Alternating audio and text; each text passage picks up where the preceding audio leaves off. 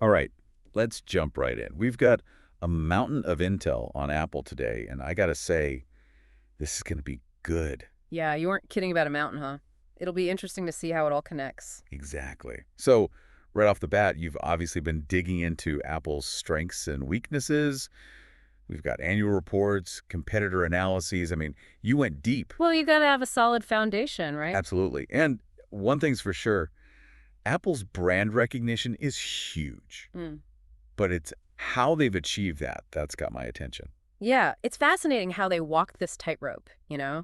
between control and innovation. They've built this image, this reputation for sleek design, seamless user experience. And a lot of that comes down to their control over their supply chain, right? Exactly. I mean, not many companies can say they design their own chips and have these super tight relationships with their manufacturers. Just like they've got this secret sauce and they guard the recipe like crazy. Pretty much. But like any good recipe, there's always another side to the ingredients. And the stuff about cobalt mining, well, that's the perfect example.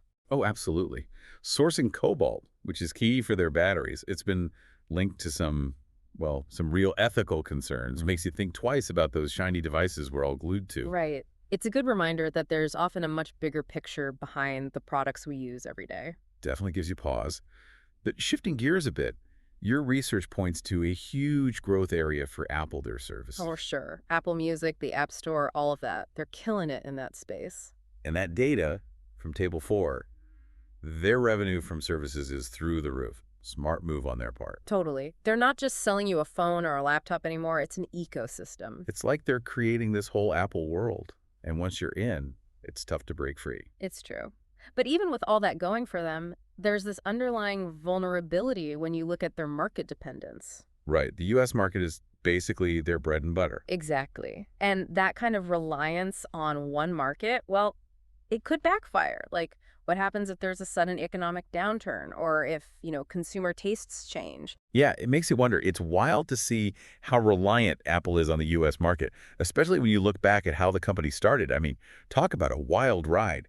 You got some amazing sources on Apple's history. Right. The innovative success that is Apple Inc., it really captures that whole Steve Jobs roller coaster. Seriously, forced out of his own company, only to make a comeback like that.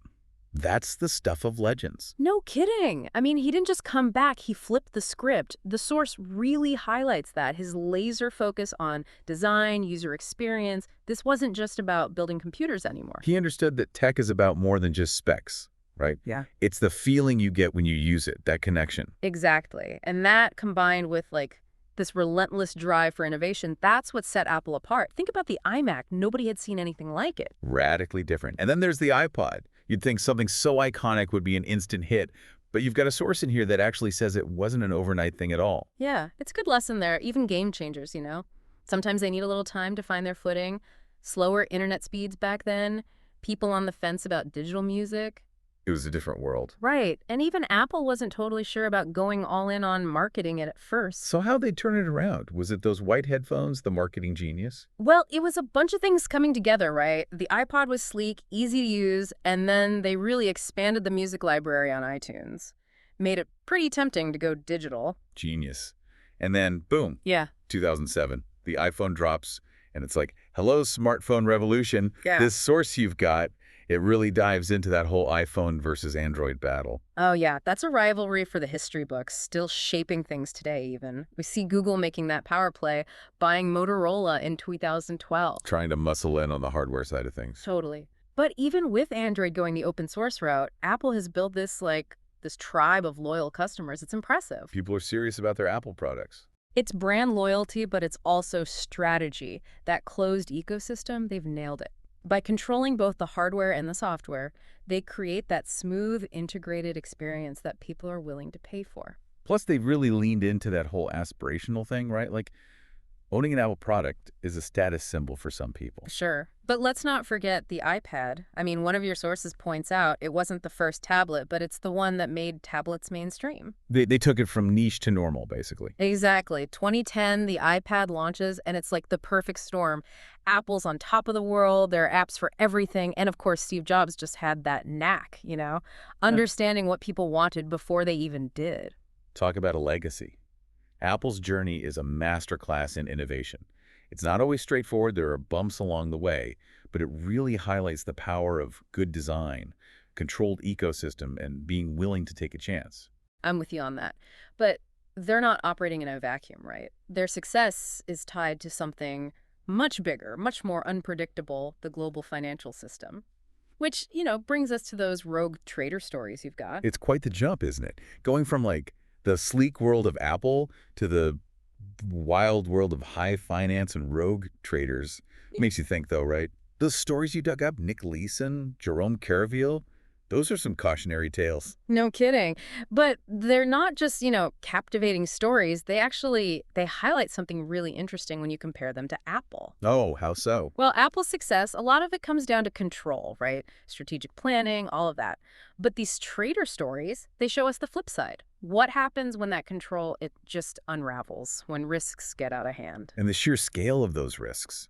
Leeson brings down Barings Bank, a bank that's been around for centuries, and Carefeel almost does the same to Societe Generale. It's mind-boggling how it could go so wrong so quickly. One factor is this whole thing about market volatility. It comes up a lot in the research. Basically, it's how much prices can swing in a market, and it plays a huge role in how risky certain investments or trades are. So like a natural disaster, an economic crash, Yeah. that kind of throws things into chaos. Exactly.